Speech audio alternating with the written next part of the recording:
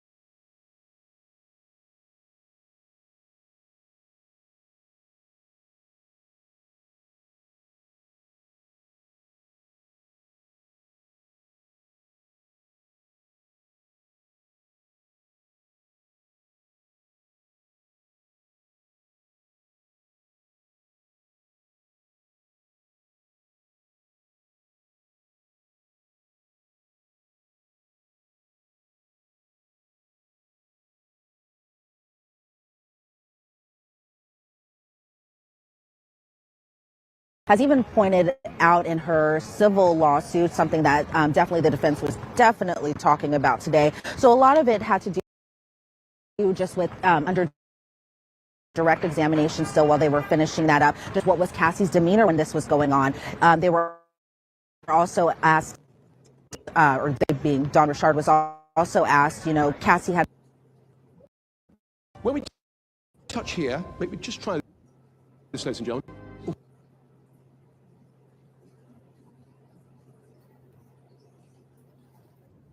Cassie had a pretty quiet demeanor, and that Diddy wasn't necessarily having that when it comes to what kind of promoted this type of violence or what prompted this type of violence, as far as why Diddy would essentially physically assault her. And Don would say Cassie would just be speaking up for herself, or it would be something random that happened. Then there were moments where they had talked about who witnessed these physical assaults, and Don Richard pointed out names such as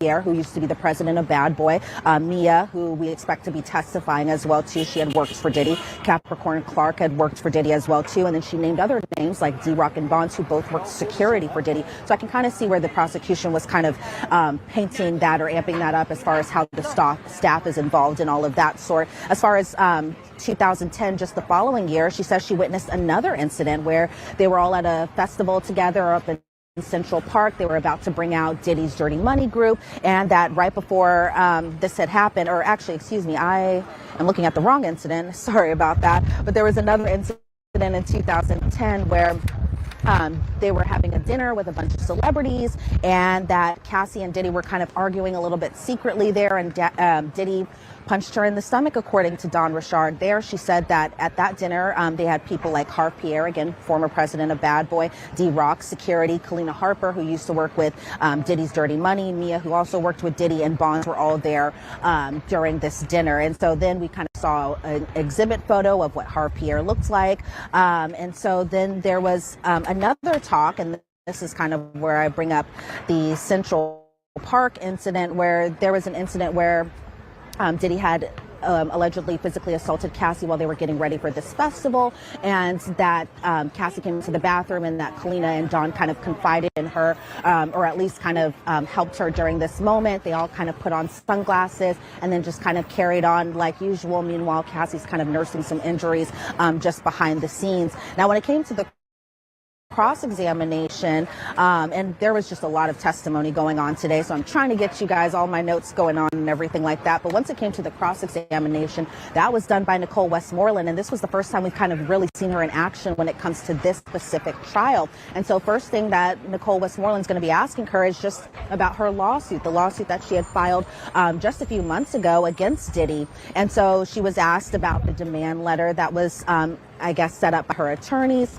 She was asked about how many times she spoke with federal prosecutors, and she said she couldn't necessarily recall the amount of times that she had done it, but the defense kind of summed it up that she at least spoke with federal prosecutors 8 different times. They brought back the egg skillet incident where on Friday the defense was pointing out, you said that Cassie was cool the eggs, and then Diddy comes downstairs and then he hits Cassie, or did he hit her, or did you see him hit her? Did you see that he had threw something at her? Was he like, it was really just kind of that quick and that much questioning kind of being thrown at her essentially.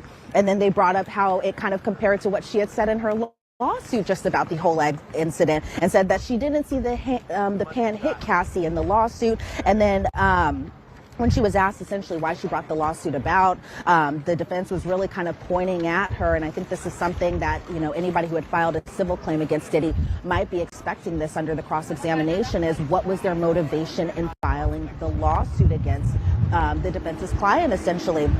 And so while Dawn at times was trying to say that she wanted justice and that she wanted to do the right thing, essentially, that the defense also pointed out, well, you did want compensation as well too, and Dawn had to kind of own up and admit that she did want compensation for the time on as an employee. Then the defense was asking her about her most recent communications with Diddy, as going back as early or as soon as like 2020, 2021, where essentially Dawn was reaching out to Diddy himself, was trying to get in touch with people about this kind of whole making the band. I believe it's a reboot that they were trying to do where Diddy wasn't necessarily going to be a judge, but instead Dawn wanted to use that opportunity to work with somebody else named Lori Ann Gibson.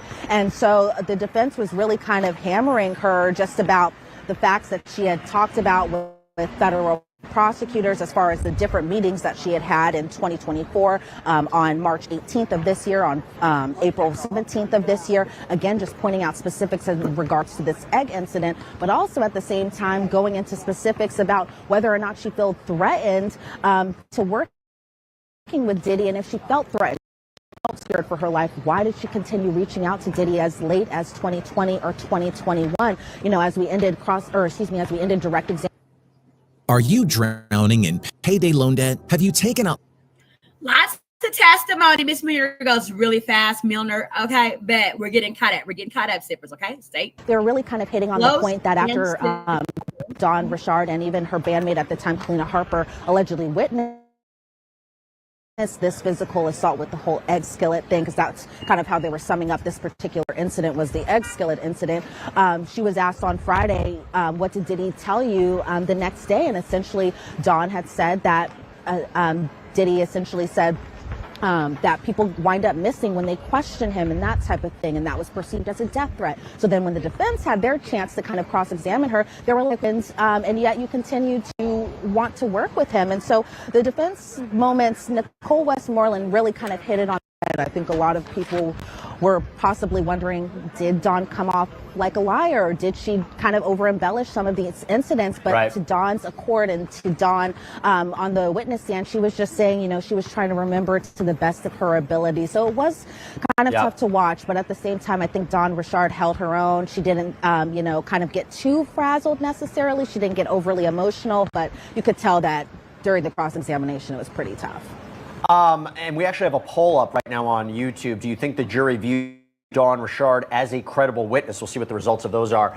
I wish I had a little bit more time with you, Elizabeth, because I wanted to ask you a little bit more about Kerry Morgan. This is Cassandra Ventura's former best friend on the stand, but I know we have to get you back into that courtroom.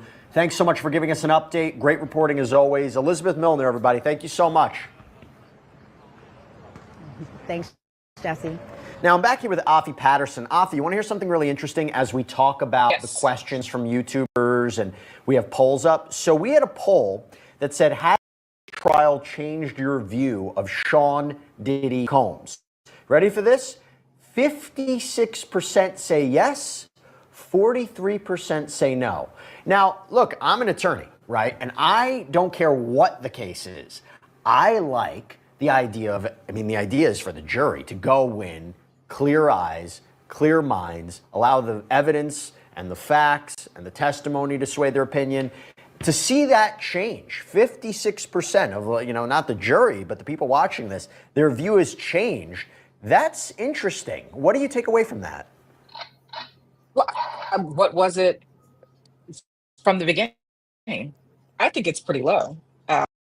It should be higher toward the negative side because I think for a long time he's kept his reputation pretty good, pretty much intact. He's a music mogul. He um, is a self-made businessman. So I would have expected it to be a little bit higher in the negative. And can I also talk about just this case in general? I think that there's a money issue here, and like we were talking about Don Richard and her civil case, and we can talk about Cassie and her civil case. In our justice system, we are allowed to have compensation, but I think compensation is maybe the wrong word. I think that when you've suffered some serious guttural traumas, you are entitled to try to be made whole, and financial compensation, if you will, that helps to make you whole. It doesn't resolve everything, but you're entitled to that. That's what our legal system allows.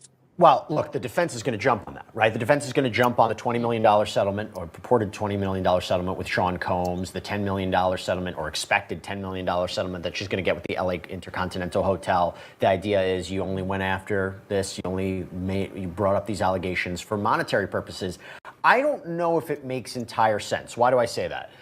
Cover trials all the time where somebody testifies and they're in the middle of active litigation against somebody, and the argument is, well, you would benefit if there was a guilty verdict here, wouldn't you not? Well, she filed her lawsuit, settled with Sean Combs, and then cooperated with the government.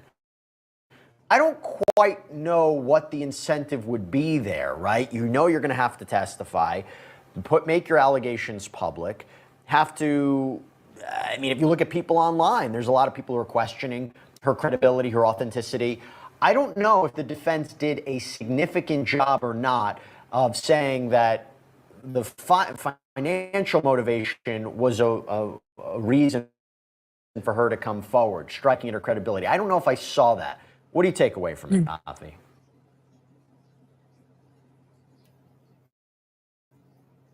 Would we use your house to trial our 24-hour bathroom upgrade system?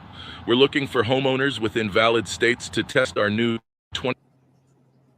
No, I agree. I'm merely focusing on Don Richard's part, and they're questioning her. Why are you coming forward? But I think just with respect to how people feel about him, Diddy, and how they view him, I think a lot of people are turned off by the money aspect. But if the problem is if you focus on the civil suit first, you have people questioning, well, why didn't you go the criminal route? Now that she's going the criminal route, people are saying, well, oh, okay. Now they pick apart issues like, why did you stay? You should have left early. So it's like you really can't win in situations like this.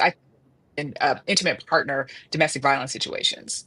Well, the way I think the prosecution tried to correct that, I don't know if that's the right terminology, is they said, she was in the middle of this, very hard for her to get out, maybe didn't even recognize she was a victim or what was going on, again, taking the allegations as true. And it wasn't until later on that she went through therapy, potentially for PTSD, where she recognizes to recall traumatic episodes and recognizing what happened to her, and then files the lawsuit. Now, the defense could say, this therapy, is it actually recalling real memories of what happened, or is it tainting it? Is it tainting your recollection of what happened? Is it a little bit of a dubious science? And I'm sure that's going to come back and forth a little bit, but it is a question. You were part of this relationship for quite some time, helped to set up these alleged freak-offs. The text messages would say you encouraged them. You wonder if it's a question and a problem for the prosecution, but at the same time, the prosecution knew about these messages, they knew about the timeline, they still felt confident to go forward with this case and Cassandra Ventura as their star witness. Okay, we got a question from Last Plane Home. Can Diddy still take a plea deal like they were all under the influence, which impairs a sane mind. Afi. Is the deal still on the table at this point? Yeah, I mean, well, put it I this think you way. can always take one. You could always take one, right? Right. You can always take one, but is it still on the table? It depends on how confident the prosecution feels about their case. And I think, again, what this is set to be an 8-week trial. So I think that you're going to have a lot of people. And Jesse, you tell me, Well, this is supposed to be an 8-week trial. there were supposed to be 4. One of them can't be found, which is a problem. But look, it's also different, right? If it was before the trial started, before opening statements, before Cassandra Ventura had to take the stand, your prosecutor would say, listen, we want to avoid this. We want to avoid the jury after seeing this. We want to avoid putting on alleged victims who have to recount what happened to them. Okay, we might be interested in you accepting a deal. Now, after she takes the stand, now after Dawn Richard takes the stand, I don't know. Just also, you were talking about the PTSD therapy that Cassie got. I thought that her testimony showed that, yeah, she was a willing participant very early on. I don't think it was super, super helpful for the prosecution. But also, to your point, I think you mentioned the fact that it was brought up that she may not know that she was a victim. But for me, the line of delineation is, when did it become coercion? Clearly coercion. And that is when she wanted to leave and he threatened her with the videos. I would love to see more of a timeline come out, because I'm not seeing just a clear timeline. And I think, yeah, go ahead. Oh, no. I was going to say, Oh, okay. I think this all comes down to closing arguments. There's a lot here. There is a lot Yeah. here.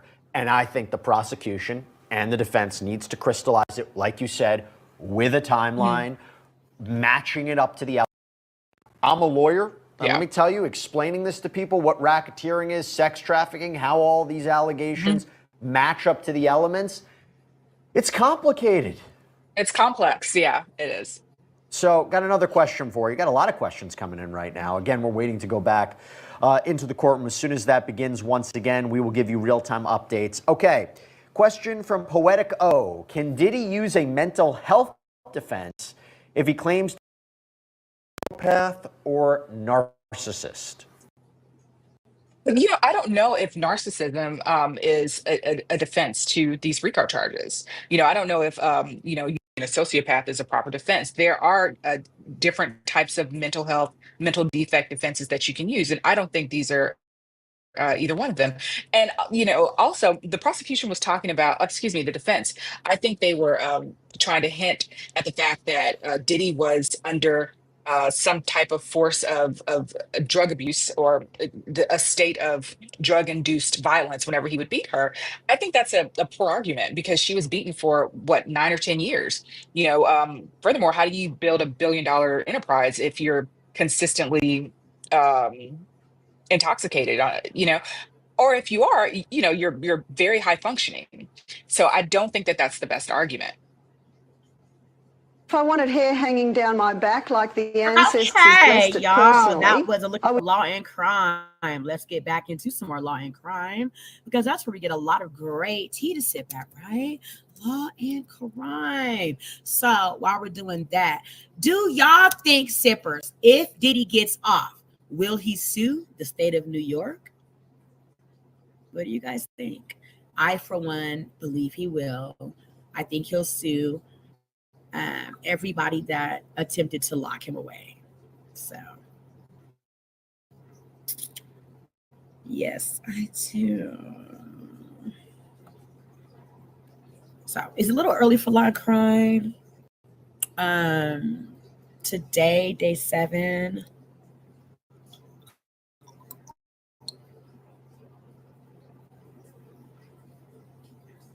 As you know how they be watching the door. So, okay. We got some commentating. Let's see where we are with it.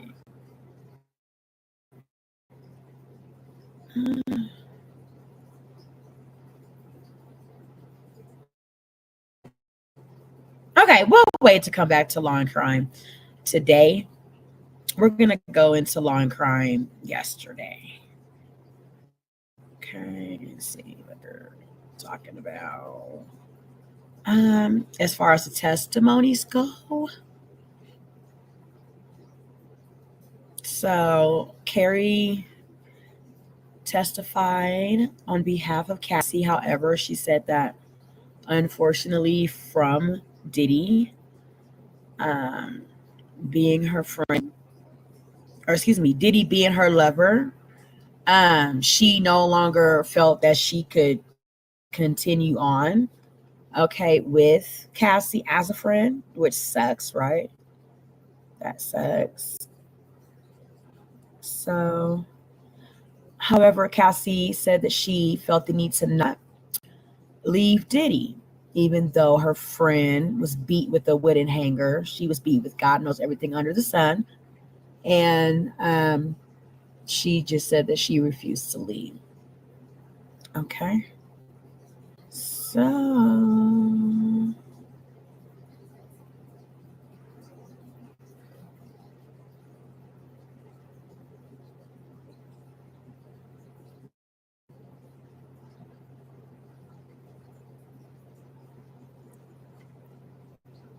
okay, we're going to take a sip of this tea right here from Sidebar, Compliments of Law and Crime. Okay. And if you guys would be so kind as to answer some of the questions in the chat. If Diddy gets off, will he sue the feds and the state of New York? Okay. And how do you guys feel about Diddy now? And did you ever really have it in your, favorite five for Diddy? Diddy was nowhere on my list, especially not a favorite five. So, what about you guys? Has his current trial persuaded y'all's feelings and, entertainment as far as like Diddy being an entertainer for you guys? Okay. My computer's going really slow. I probably got to cut off some stuff. Of abuse of Cassandra Ventura, choking, money to stay silent, and even a former employee testifying to the inner workings of Sean Combs' world.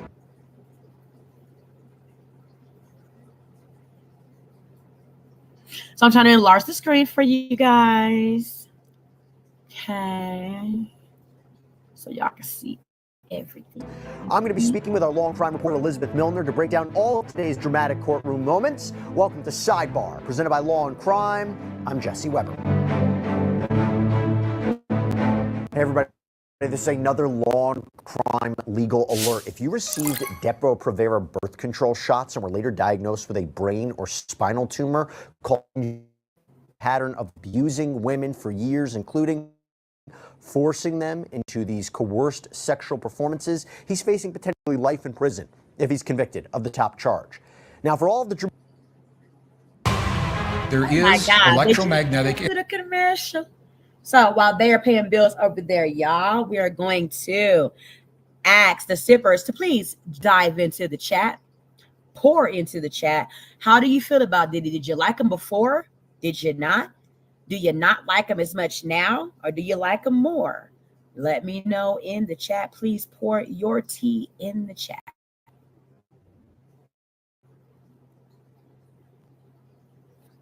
The dramatic moments from inside the courtroom and maybe what happened outside the courtroom, I want to bring in our eyes, our ears, law and crime reporter Elizabeth Milner, because as we know, there are no cameras in that courtroom. There's no audio recording in that courtroom, but we have Elizabeth Milner. Who else would you want to report for us than Elizabeth Milner? Elizabeth, so good to see you.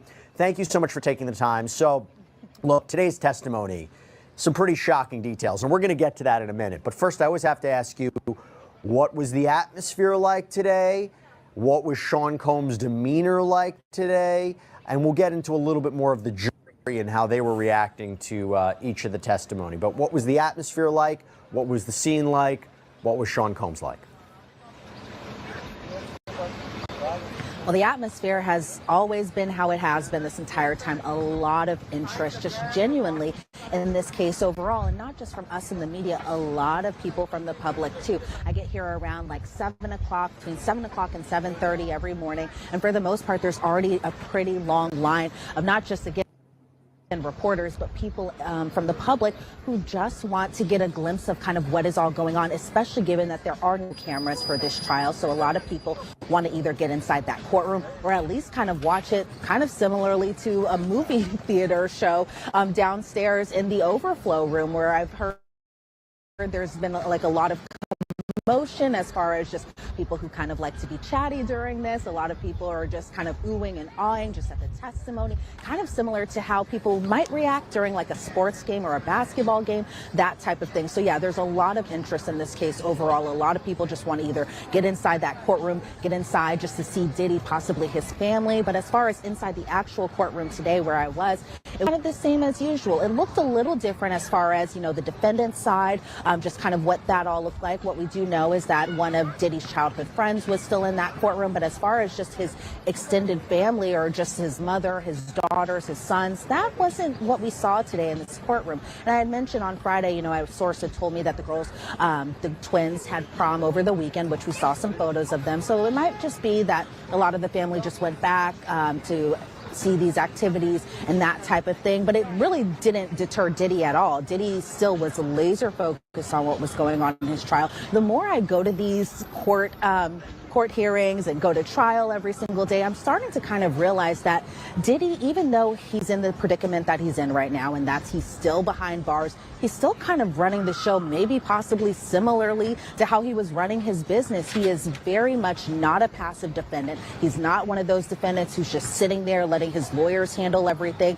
In some aspects, he might be, right, because they know the law, they know all of that stuff. But as far as just him participating in his own defense, he definitely is still doing that. He's still jotting down notes, passing them off to his attorneys. He's still just being focused on the trial, the testimony that's being given. He's focused on what his attorneys are asking. And I've seen a couple peeks here and there as far as just the jury's reaction to everything. So as far as just the tone overall in the courtroom, it's still business as usual. Obviously, from Sean Combs' perspective, this is kind of the fight for his life as he's trying to, probably on his end, probably just wants all these charges dismissed or at least to be acquitted of these charges. But for the most part, the tone is very much business as usual. A lot of us were expecting what would the cross-examination of Don Richard look like, and that was kind of what, in essence, it was definitely this morning. Yeah, even the sketch artist that's in the court, and we always get the updated sketches from every day, depicted Sean Combs taking notes during Dawn Richard's testimony. So let's talk about Dawn Richard. This is the former member of the group Danity Kane, created by Sean Combs, signed to his Bad Boy record label. She filed her own lawsuit against Sean Combs. She was back on the stand. She began her testimony on Friday. We heard more about her allegedly observing this abuse that she inflicted, that he allegedly inflicted on Cassandra Ventura. What did she say more about this alleged abuse that she observed?